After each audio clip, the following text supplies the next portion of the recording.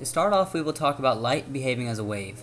Light exhibits several wave-like features such as reflection, refraction, diffraction, interference, and the Doppler effect, and always travels at the same speed in a vacuum, known as c, which is 3 times 10 to the 8th meters per second. Reflection is when light bounces off an obstacle, such as in a mirror. Light follows the law of reflection, in which the angle of incidence is equal to the angle of reflection. Light waves also refract when passing from one medium to another, as seen in this animation. Their behavior is traced by Snell's law, in which Ni, the index of refraction of the incident medium, times the sine of the angle of incidence, equals Nr, the index of refraction of the refractive medium, times the sine of the angle of refraction. Diffraction involves a change in direction of waves as they pass through an opening or around an obstacle in their path, and interference, in which waves superimpose to form a resulting wave, also occurs. This animation models Young's double-slit experiment, where he proved the two properties of light. The Doppler effect is a change in frequency of a wave for an observer moving relative to its source. If the object is approaching, then the frequency will increase. If the object is going away, the frequency will decrease.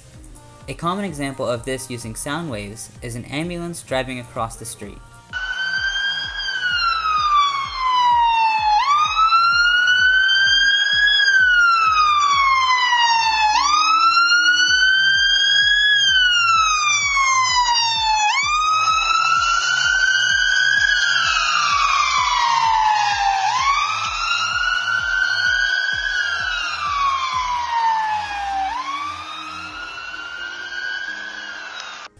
Objects traveling at relativistic speeds, such as stars, will display the same property using light.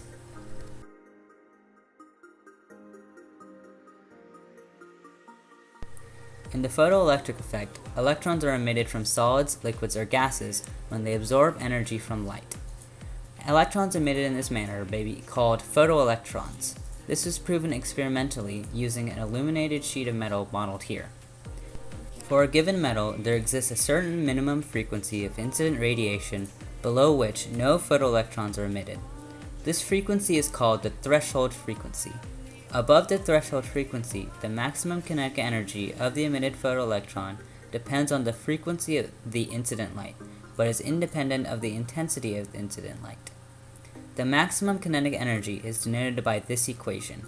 Kmax is equal to Planck's constant times frequency minus the work function, which is the minimum energy required to remove a delocalized electron from the surface of the metal. The work function is equal to Planck's constant times the threshold frequency. Note that the intensity of light does not cause emission and does not affect energy, a wave-like behavior. In 1905, Albert Einstein published a paper that explained experimental data from the photoelectric effect as being the result of light energy being carried in discrete quantized packets, known as the photon. This brings up the wave-particle duality nature of light. The energy of the photon is determined by this equation, E equals Planck's constant times frequency, or energy equals Planck's constant times speed of light divided by wavelength, similar to a wave. All matter is made of atoms. An atom is the smallest unit that retains the characteristics of a chemical element. It consists of a positive nucleus surrounded by negative electrons arranged in distinct energy cells. We model the energy of an atom with the electrons. When all the electrons are in an unexcited or ground state, the atom is assumed to be in its lowest energy level. When the atom absorbs energy, electrons can be excited and moved into higher energy shells. As electrons move from one shell to another, unique amounts, or quanta, of energy are absorbed or emitted. This is how an atom can absorb or emit light. The light's unique energy quanta are dependent on the electronic structure of the atom. An atomic energy level diagram shows the unique electron energies available in a given atom. An energy level diagram for hydrogen is shown here.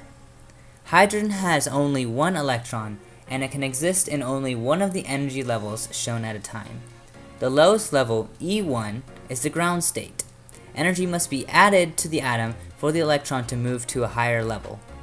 Note that the energy levels range from the value of 13.6 electron volts for the lowest energy level, n equals 1, to a value of 0 electron volts for the very highest energy level, n equals infinity, when the electron breaks free from the atom.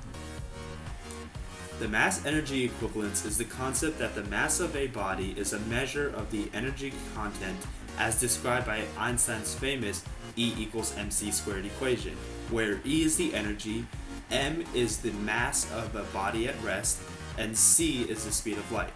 Mass-energy equivalence does not imply that mass is changed into energy, but rather that matter can be changed into energy.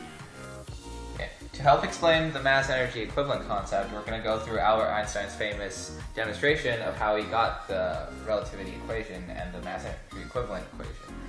So basically, in Albert Einstein's example, he had a cat floating in space, just a hypothetical cat in space, and then suddenly the cat gives off a flash of light. And this flash of light can be said to go off in every direction and is symmetrical, and then we can say that the light carries off a part of energy from it, noted by E. So basically what happens is, somewhere in this experiment, you fly off in a spaceship. So here's the cat in space, and let's say you fly off first. As you fly off, the cat appears to start moving and gains kinetic energy. Then, as the flash occurs, it loses energy denoted by this expression, which comes from the Doppler effect, which accounts for the apparent shift in the frequency of the light. However, if you wait first and you wait for the cat to flash light, then it loses energy, so it's minus E. Then, as you start moving, it gains kinetic energy equal to kinetic energy sub 2. Because none of the experimenters messed with the cat or did anything else to change the experiment, we can say that the energy was conserved, and therefore this equation comes into play. Now, once we multiply everything out, we get this, and crossing off the same terms on both sides, we end up with here, which is pretty much coming down to the mass-energy equation that Albert Einstein developed, which is E equals mc squared, where m sub 0 is the rest mass of the object that we're trying to study. Now let's talk about nuclear reactions. The most well-known nuclear reaction is the atomic bomb at Hiroshima and Nagasaki. Nuclear reactions are defined as changes in the identity or characteristics of an atomic nucleus due to the bombardment of the nucleus by energized particles. There are two types of nuclear reactions, fusion and fission. Fusion is just what it sounds like. Two nuclei fuse together to form a more stable nucleus, becoming a new element along the way, and give off lots of energy as a result. Fission, on the other hand, occurs when an unstable nucleus breaks down, or decays into a particle and a nucleus of a different element. There are three types of particles that can be emitted. Alpha particles are helium nuclei that are released in a decay series, which in turn reduces the mass and atomic number of the nucleus. Beta particles are emitted electrons, so they only change the atomic number of the element rather than the massive one. Finally, gamma radiation is given off in the form of photons, or discrete packets of light.